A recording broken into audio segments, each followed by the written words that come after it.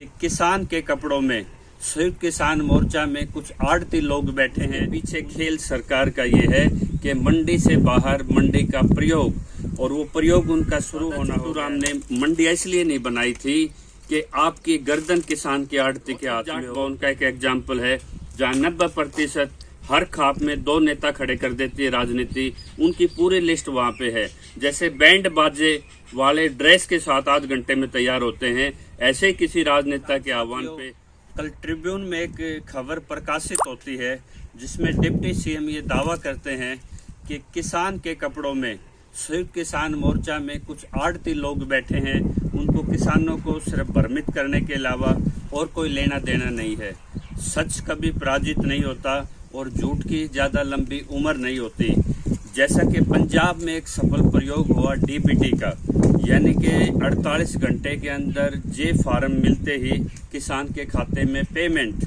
लेकिन जिस तरह से राजेवाल और गुरनाम चडूनी बहुत बड़े आड़ती प्रतिनिधि हैं और उनकी आड़त के अपने व्यवसाय भी हैं, उन्होंने जब हरियाणा में सीधे खाते में पैसे जा रहे थे उन्होंने उनका विरोध किया और बचकाने उसमें एक्सक्यूज दिए कि जो लोन रिकवरी है वो किसानों की मर्जी के बगैर हो जाएगी।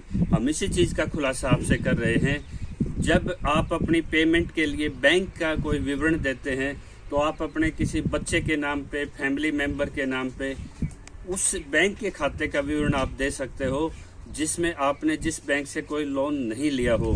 और दूसरी बात है कि पहली बार काश्तकार किसान के लिए उसमें कॉलम दिया गया है कि आप काश्त खेती करते हो, बटाईदार खेती करते हो, तो आपको उसका लाभ भी मिलेगा उस खरीद का। लेकिन डीबीटी 1 तारीख से और 15 दिन हो गए, अगर उसकी पेमेंट सरकार कोई रोक रही है तो जैसे रवि आजाद ने अडानी साइलोज का मामला उठाया है, उसके पीछे खेल सरकार का ये है कि मंडी से बाहर मंडी का प्रयोग, और वो प्रयोग उनका शुरू होना हो गया है। आज हरियाणा की 5 मंडी ऐसी हैं जिनमें अंदर बिल्कुल खरीद बंद है और उनकी पेमेंट खातों में ना जाके किसानों की उनको विवश किया जा रहा है कि वो अडानी के साइलोज में अपने ट्रैक्टर ट्रॉली खाली करें। और बम्बेवा में तो यहाँ तक भी अपमान हुआ कि उनके गेहूं में चमक नहीं है, उनके साइज प्रॉपर नहीं है, उनके गेहूं को ठुकरा भी दिया गया। और जिस तरह से पहले प्रदीप धनखड़ ने झज्जर अनाज मंडी में जिस तरह से अपने 22 दिन अनशन किए, उससे एक चीज खुल के आती थी। सेंट्रल एक्साइज डिपार्टमेंट केंद्र के अधीन आता है। दिल्ली पुलिस या हरियाणा पुलिस या जो सत्ताएं बार बार बदलती रही, जब भी कोई राजनीतिक पार्टी दूसरी राजनीतिक पार्टी पे उंगली उठाती है वो ये भूल जाती है कुछ राज्य में उनकी सरकारें होती हैं, वहाँ वो प्रयोग नहीं करते और जनता को भ्रमित करने के लिए कहते हैं। ये हम एक्सेप्ट करते हैं कि यही वो आड़ती वर्ग है जो 40%, 45% बल्क दूसरे राज्यों से सस्ता उठा के और सरकार से और पुलिस से, एक्साइज से मिलके वो पूरी भर्ती दिखाता था और कहता था कि आपकी फसल की खरीद हो चुकी है और फसल के लिए यहाँ पे आंकड़ा फुल हो चुका है। तो वो जो लूट थी वो आड़ती कर रहा था। दादा छोटू राम ने मंडियां इसलिए नहीं बनाई थी कि आपकी गर्दन किसान की आड़ती के हाथ में हो, बल्कि किसान को आर्थिक आज़ादी के लिए बनाई थी। लेकिन जो मोदी सरकार इसी चीज़ का फायदा करके प्रचार में जुटी है कि जो दूसरे राज्यों से बल्क जगह जगह पकड़े जा रहे हैं, ये आज का अभ्यास नहीं है, ये 60-70 साल का निरंतर अभ्यास है। तो जो एफपीओ इसकी जगह जो आएंगे वो आड़ती से भी ज्यादा खतरनाक इसमें काम करेंगे। अब सवाल ये उठता है कि आड़ती अगर कोई इस तरह का खेल कर रहा है तो क्या वो खेल कॉर्पोरेट को करने दिया जाए? अपनी जवाबदेही से सब लोग बच रहे हैं। तो अब किसान को ये सोचना है कि आपकी पेमेंट रोकने के पीछे सीधा इनका एक ही मकसद है कि आप तंग आके आपकी पेमेंट ना हो तो आप अनाज को सीधा प्राइवेट साइलोज में लेके जाएं। और कुछ मूर्ख हमारे किसान इसमें ये भी कहते हैं 50 रुपए ज्यादा वहां मिल जाए, 1 घंटे में हमारी ट्रॉली वहां से फारिग हो जाती है। अरे मंडी से बाहर मंडी का प्रयोग जिसके लिए आप सड़कों पे बैठे हो, फिर आपका आंदोलन किस चीज के लिए है? और सबसे बड़ी, जैसे सांप सूंघ गया हो, 2022 का चुनाव सिर्फ किसान मोर्चा में बैठ के कुछ किसान नेता लड़ रहे हैं।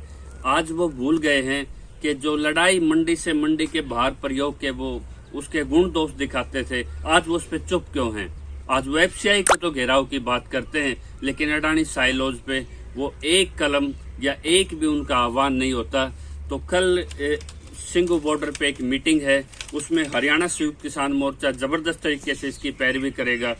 और जो नेता जिसके बयान से या आह्वान से बसते घूम रहे हैं, उनको सोचना होगा, किसान को भी सोचना होगा कि ये नेतृत्व में या किसान आंदोलन के फोकस में किसान होना चाहिए।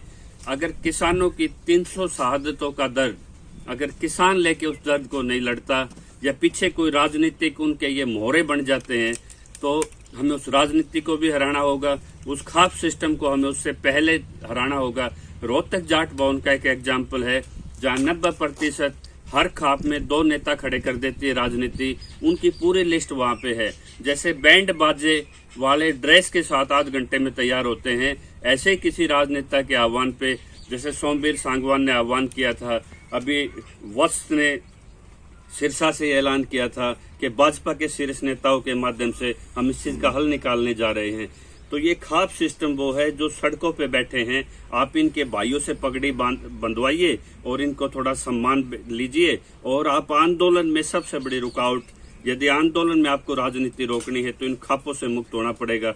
जिस दिन किसान जजपा का, बीजेपी का बहिष्कार करते हैं, उसी दिन दीपेंद्र हुड्डा, अभय चौटाला 3-4 प्रोग्राम उसी विषय पर कर जाते हैं, यानी कि विपक्ष उस चीज का फायदा उठाता है, तो सत्ता कैसे बर्दाश्त करे। तो किसान को इस सत्ता और विपक्ष की इन दोनों को नकारना होगा। और खाप सिस्टम को ये कहना पड़ेगा, जिस खेड़े तपे में वो प्रधान है, जो सरकार के साथ या सरकार के षड्यंत्र में शामिल होता है, वहां सिर्फ एक गांव के आदमी को इकट्ठा होकर करना है कि हमें कोई चुनाव नहीं करना, आप मनोनीत सदस्य हैं, हम आपको तुरंत प्रभाव से बदलते हैं और आपकी जगह दूसरा कोई गणमान्य व्यक्ति उठाते हैं।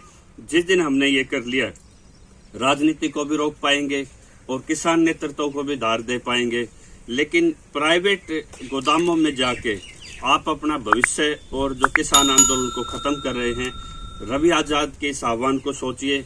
और जरूरत पड़ी तो कैथल में एक किसान पंचायत बड़ा निर्णय लेना पड़ेगा। जो भी फसल खरीदो वो FCI की हो, और FCI अडानी के जो लॉजिस्टिक्स है, जो अवैध करार 2020 में था कानून बनने से पहले, उसको निरस्त करे, उसकी न्यायिक जांच करे। जय किसान।